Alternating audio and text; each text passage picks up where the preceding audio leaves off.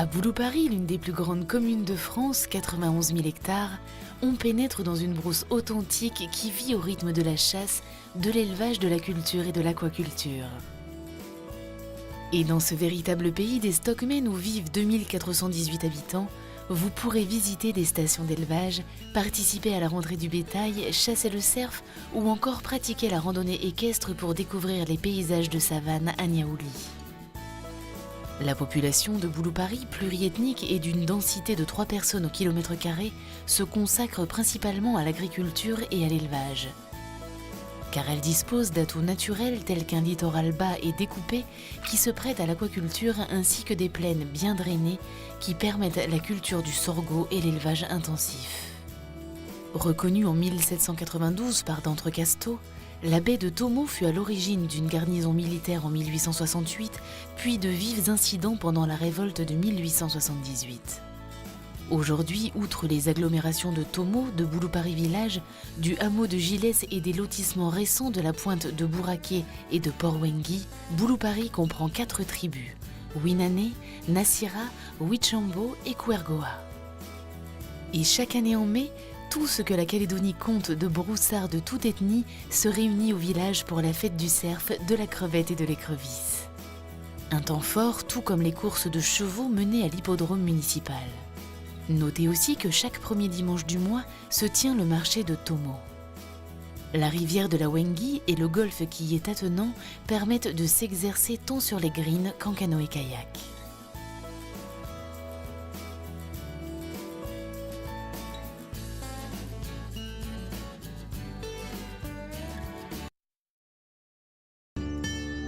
Commune de 197 km², Bourail compte 5000 habitants, dont 34% sont originaires de 6 tribus classées en 2 groupes. Les Oroé de la montagne et les Nékou du bord de mer. Située entre le vert et le bleu, c'est une zone rurale dont les plages sauvages sont très appréciées des surfeurs. Centre de colonisation créé en 1867 pour la réinsertion des condamnés de bonne conduite, Bourail a notamment accueilli l'essentiel des Kabyles du Pacifique déportés sur le territoire, entraînant encore aujourd'hui la présence de nombre de leurs descendants, tandis que se trouve dans le col de Nessadiou, au sud de Bourail, un important cimetière musulman surnommé localement le cimetière des Arabes. Bourail est aujourd'hui devenu un village important et représente un véritable centre économique régional. Pôle agricole qui produit notamment 25% des bovins néo-calédoniens et qui organise chaque année la plus grande foire agricole et artisanale du territoire, tous les 15 août, cette commune n'en est pas moins un pôle touristique. Notamment avec les plages magnifiques de Poé, de la baie des Tortues et de Nessadiou, les sites naturels de la Roche-Percée et du Bonhomme, les courses de chevaux renommées de l'hippodrome de Téné et son musée.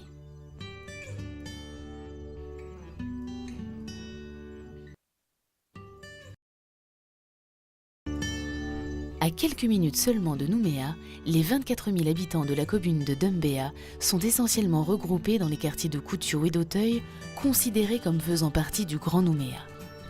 C'est d'ailleurs là que sont concentrées la majorité des grandes infrastructures et que de nombreux projets sont en développement, dont la construction du futur Médipôle de la province sud. Mais Doumbéa s'ouvre aussi sur les premiers contreforts d'une nature sauvage typiquement calédonienne qui s'étend sur 255 km². Forêt tropicale primaire à la flore endémique ultra riche et rivières magnifiques bordées de roches étonnantes sont la promesse de randonnées hors normes. Nombre de Nouméens viennent d'ailleurs y passer leur week-end. Car si la colonisation pénale agricole et l'épopée du petit train ont résolument marqué le développement de cette grande commune, son histoire reste avant tout marquée par l'eau de son fleuve nourricier. Dans la plaine, au niveau de l'embranchement de la route de Koé qui mène à la rivière, le parc Victor Fayard est un lieu de rencontre pour les familles de la région qui viennent pique-niquer au bord de l'eau. Chaque année, ce grand espace accueille nombre de fêtes, dont le point d'orgue et la célèbre omelette géante de Pâques. Parmi les sites remarquables, vous noterez les gorges sauvages et la vallée de la Doumbéa, les grands espaces naturels des monts Zoumak et de la Couvelée, ainsi que des emblématiques monts Kogi qui se situent à quelques kilomètres de Koutiou. Une région qui regorge d'activités de loisirs, de détente et de sports à caractère touristique, canoë-kayak, canyoning, escalade, équitation, sans oublier son célèbre golf qui attire chaque année des compétitions internationales.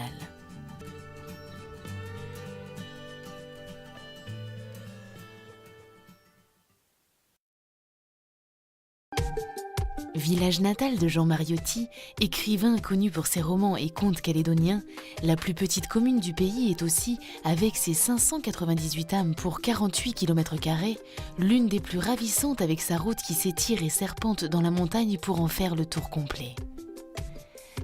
Essentiellement agricole et rurale, Farino ne comporte aucune tribu, bien qu'elle soit pluriethnique.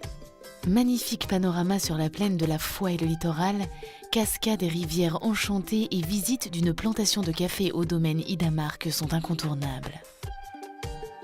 Tout comme la table d'hôte de Mamie Foliani, le pittoresque marché qui se tient tous les deuxièmes dimanches du mois et auquel participent tribus avoisinantes et producteurs du coin. Fruits et légumes, plantes, spécialités culinaires locales, produits de la ferme, sans oublier la fête annuelle du verre de Bancoul avec découpe de troncs, extraction, fouillage en langue locale et dégustation de ces verres blancs bien dodus nourris au bois.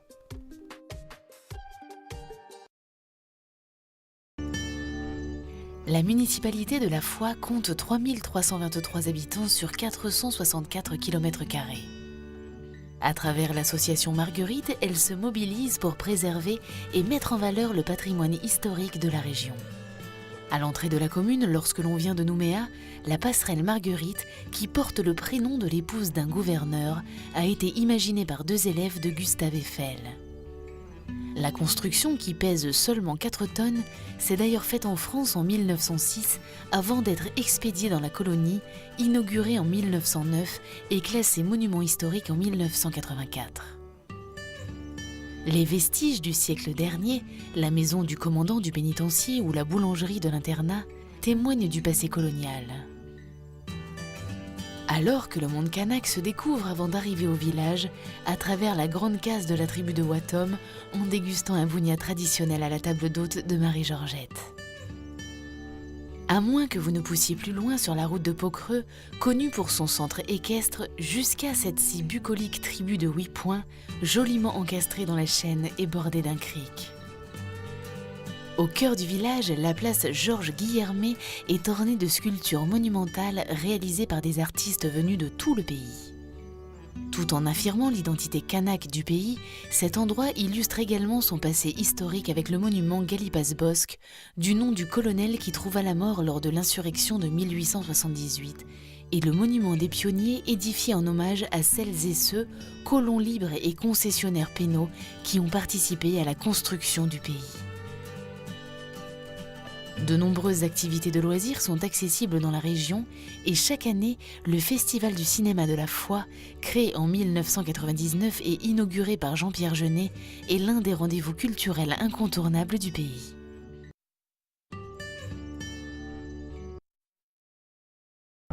À 80 km au sud-est de Nouméa, l'île des Pins compte près de 2000 âmes sur ses 152 km² de plages de sable blanc et de terres originelles. C'est l'un des lieux les plus touristiques de l'archipel qui doit son nom occidental au grand nombre de pins colonnaires qui la recouvrent. Mais son nom kanak est en réalité Kounié, et l'on s'y rend à bord d'un avion en 20 minutes depuis Nouméa pour découvrir l'une des plus belles îles du monde et s'initier, pourquoi pas, à la pirogue traditionnelle. Mais au-delà de ses beautés, de ses mythes, de sa piscine naturelle et de ses baies somptueuses, l'île est riche d'une histoire particulière. Ainsi, elle est également connue pour ses vestiges préhistoriques, car on y a retrouvé des poteries lapita antérieures à l'ère chrétienne dans le village de Vao, ainsi que des peintures rupestres et plus de 400 tumulus dans le centre de l'île, dont on ne sait s'ils sont d'origine humaine ou naturelle. Lors de la déportation des insurgés de la Commune de Paris, dont fit partie Louise Michel, la partie ouest de l'île leur fut affectée. Et c'est à Ouro que se trouvent les ruines du Bagne, envahies par la végétation tropicale. On ne parle pas non plus de l'île des Pins sans aborder l'histoire de la reine Hortense, forte personnalité de la grande chefferie qui s'opposa à l'administration qui envisageait de déplacer toute la population kanak de l'île pour y installer ses fameux déportés. Aujourd'hui, de nombreux hôtels de luxe habilement nichés dans la nature accueillent des touristes en quête d'Éden intact.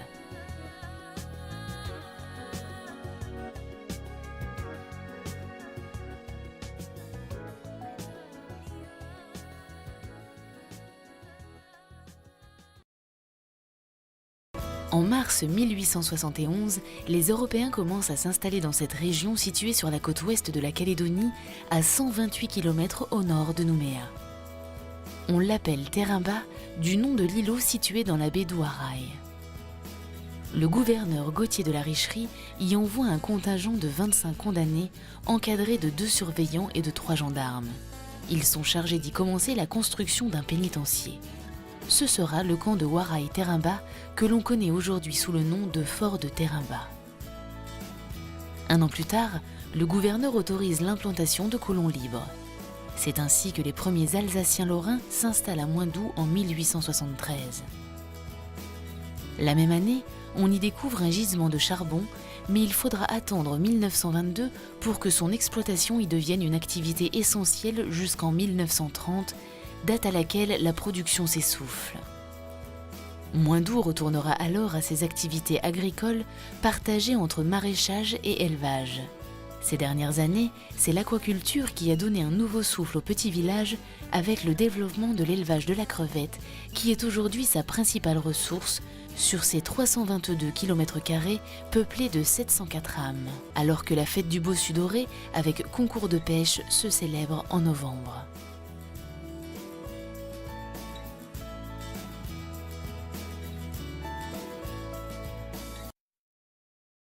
Aux portes de Nouméa, le Mont-d'Or est la deuxième commune la plus peuplée de l'archipel avec plus de 25 683 habitants.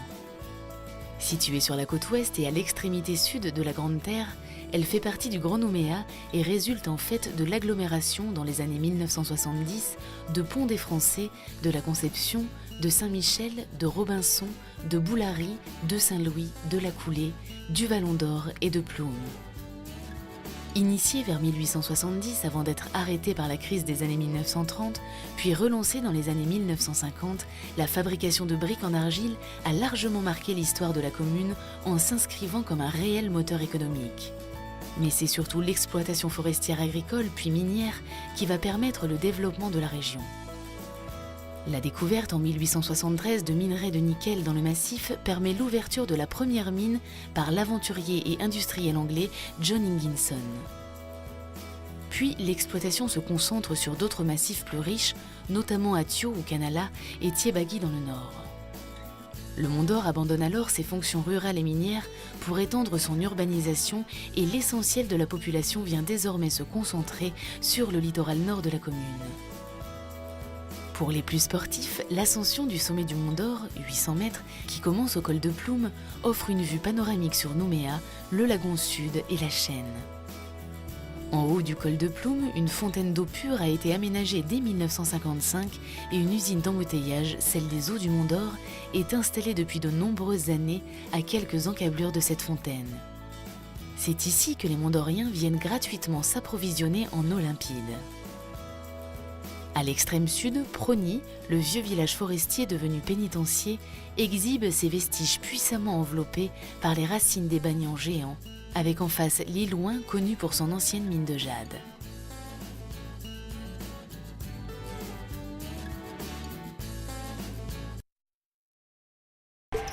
Nouméa, principale ville portuaire de Nouvelle-Calédonie, est la capitale administrative de notre collectivité d'outre-mer française au statut unique. C'est aussi le chef-lieu de la province sud.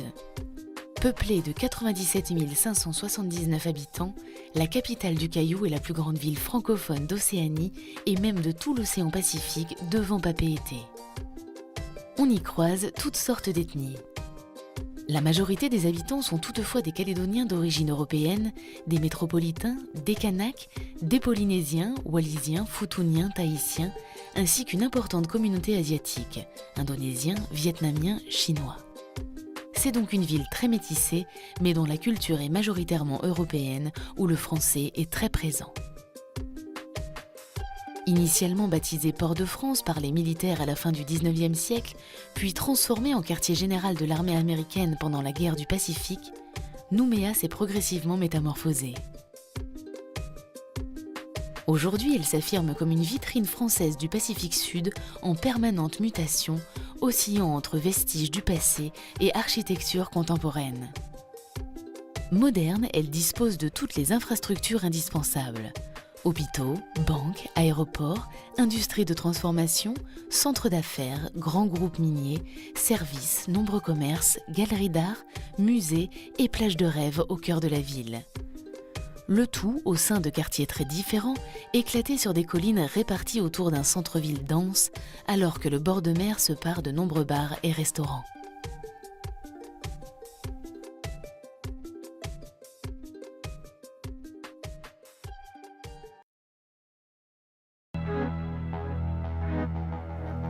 Située à quelques kilomètres au nord de Nouméa, Païta est une commune très étendue, 700 km², qui s'étale de Katiramona jusqu'à Tontouta et qui compte 16 358 habitants. Premier centre de colonisation, elle vit aujourd'hui essentiellement de ses ressources agro-pastorales, même si elle s'ouvre petit à petit au tourisme, tout en redécouvrant son patrimoine historique.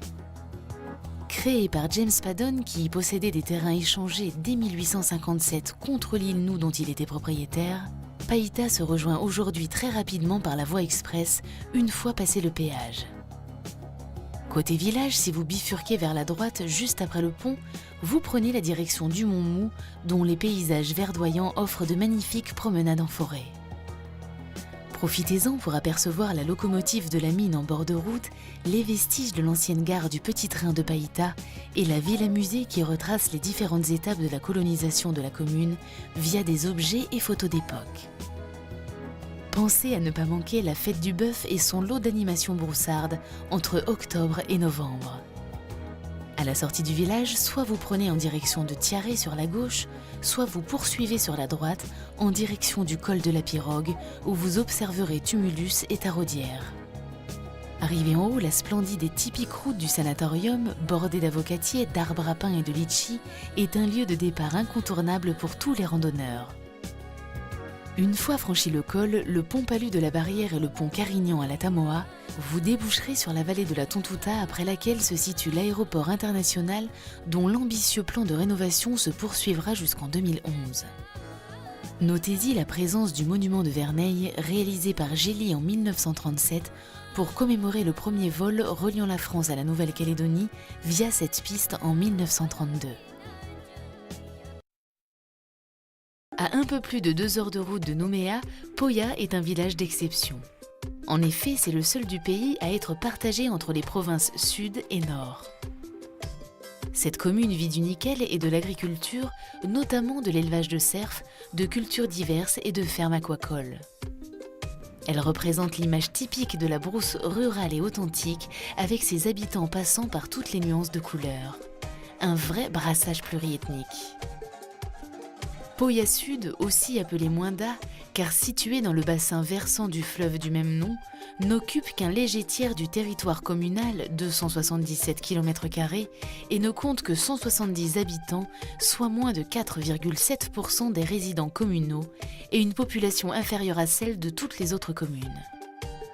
C'est le record de la plus faible densité au kilomètre carré du territoire. Pour la petite histoire, le pont en fer enjambant la Moinda remonte à l'époque de la présence américaine de 1942 à 1945 et permet de poursuivre sur la route de Beaupré, jalonnée de zones d'élevage et d'aquaculture, qui conduit le promeneur au bord de mer.